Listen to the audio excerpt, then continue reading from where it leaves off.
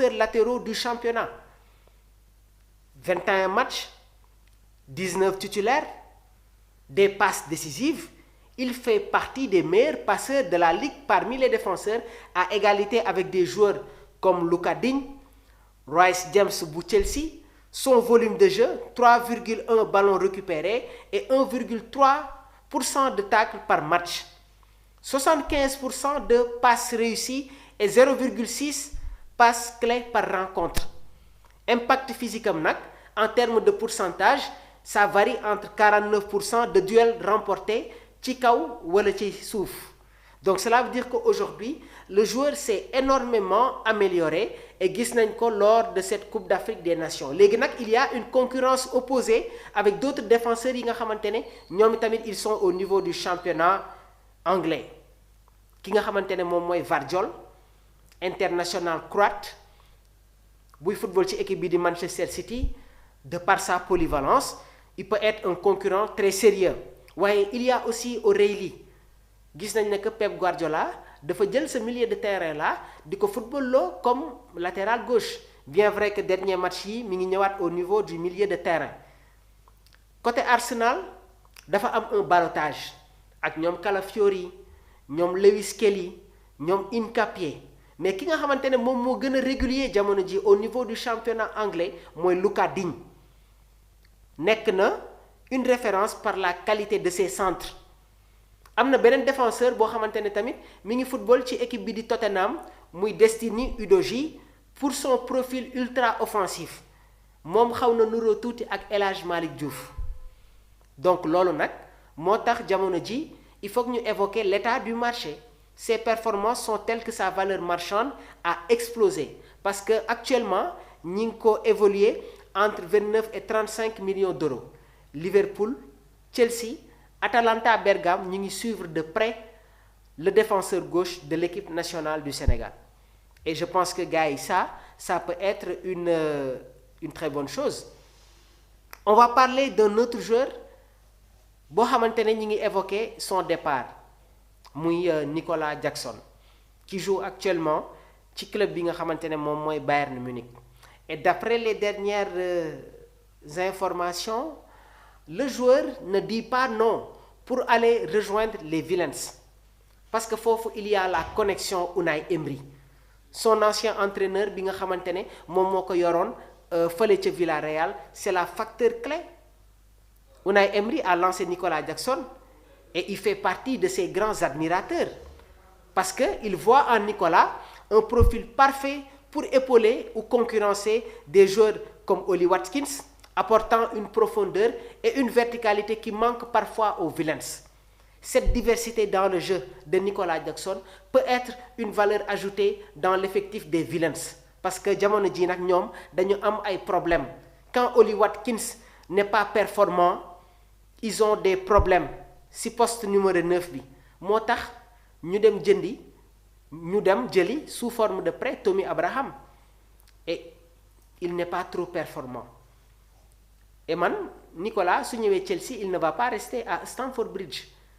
Soit dañ koy abal wala ñu jaay ko. Léegi nag Chelsea jamono jii nii dafa am benn clause boo xamante ne moom la ñu teg ci kaw table bi. ñi ngi demander lu toll entre 70 ba 80 millions d'euros, tandis que Aston Villa ñoom pare nañu pour def une offre initiale de 60 millions d'euros. Et dans ce dossier-là, il y a de la concurrence parce que ay équipes yu mel ni Milan AC, Fenerbahçe, Atlético de Madrid, Tottenham ñi ngi renseigné wu sur la situation du joueur. Quelle serait la destination bi nga xamante ne moom mooy gën ci Nicolas Jackson? J'attends vos réactions gars yi.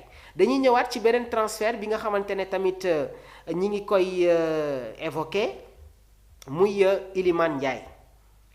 Iliman Ndiaye équipe am war na football tey, équipe am war na jouer tey donc ci Premier League bi.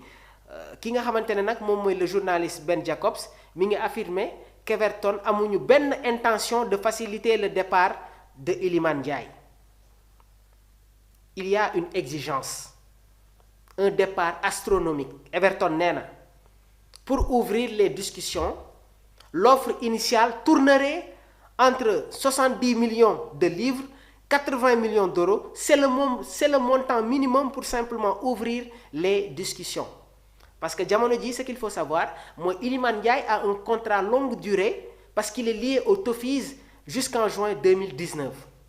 Ce qui donne tout le pouvoir décisionnel au club de la Marseille. Bien vrai que Iliman Ndiaye rêve de rejoindre des clubs yi nga xamantene mom mo nek ci kaw et jamono ji Manchester le veut absolument. Le profil d'Iliman Ndiaye, 5 buts cette saison, 2 passes décisives en 20 matchs, dafay cocher toutes les cases du nouveau projet de Manchester United. Déjà, il y a sa polyvalence, capable de jouer comme milieu offensif sur les deux côtés. L'adaptation, il connaît parfaitement l'exigence physique de la Premier League, waaye tamit dafa am benen statut boo xamantene dafay ñëw renforcer son poids. Il a été vainqueur de la Coupe d'Afrique des Nations. Est-ce que Everton dinañu bàyyi Iliman Ndiaye mu dem? Mais man gëm naa ne que Manchester United n'a pas de problème pour sortir le chéquier 70 millions de livres, 80 millions d'euros. Loolu Manchester am nañ ko. Quel sera le projet? Lan mooy nekk les détails du contrat? Est-ce que Iliman est prêt à aller rejoindre Manchester United? C'est des questions yi nga xamantene dañu koy poser. Mamour 2019 nga wax non, je parle de 2029 là. Merci beaucoup c'est 2029 waaw contrat wam ba foofu ba si durée boobu lay dem et lié au TOFIS jusqu'en juin 2029 loolu ce qui donne tout le pouvoir décisionnel au club de la Marseille. Marseille su ma ko waxee nag suñu xel day dem ci derby yuy am diggante Liverpool ak Everton. Pape Alassane Gueye ñi ngi évoqué son transfert du côté de Manchester waaye Manchester tamit coché na yeneen joueurs comme Adam Wharton bu Crystal Palace, comme des joueurs comme André buy football, comme Joao Gomez buy football ci équipe bi di Wolverhampton. Il y a aussi d'autres milieux de terrain yi nga xamantene Manchester commencé nañ leen cibler pour remplacer le départ de Casemiro. Mais je pense que la venue de Pape Alassane Gueye dina nekk quelque chose de bien parce qu'il va venir pour équilibrer le milieu de terrain mancunien. Bis bu ñu associé Kobbie Mainoo ak Pape Alassane Gueye dans ce milieu de terrain là, ça va être exceptionnel. Gars yi sànq wax naa tuuti ci Ousmane Diawo buy football au niveau du championnat danois. Lamine Sy ñi ngi topp ay prestations du ñu jug di wax ci Nobel Mendy, Malang Sarr. France nag jamono ji dugg nañu ci dossier bi mais le joueur a fait une réaction moom nee na pare na pour ñëw défendre les couleurs de l'équipe nationale du Sénégal. Quel sera le choix de Pape Bouna Thiaw? Ce débat qui continue d'alimenter vraiment les plateaux sportifs. Entre Malang Sarr, entre Nobel Mendy. Ci fenêtre mars bi kan la Pape Bouna Thiaw di indi? Au niveau du milieu de terrain, qu'est-ce qui va se passer? Assane Diao qui fait son retour. Bamba Dieng. On peut s'attendre à de nouvelles figures concernant li nga xamantene nak mom moy la fenêtre mars. Gars, bëgg naa ñu ñëwaat on va terminer là-bas sur la qualité un peu de l'équipe nationale du Sénégal. Suñu défenseurs yi, suñu milieu de terrain yi, waaye tamit ak suñu attaquant yi nga xamantene ñoom ñoo nekk ci bile équipe.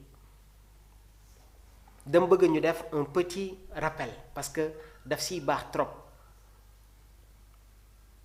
On va terminer avec l'historique. Léegi noonu lañ koy defee à chaque fois su amee face à Mamour.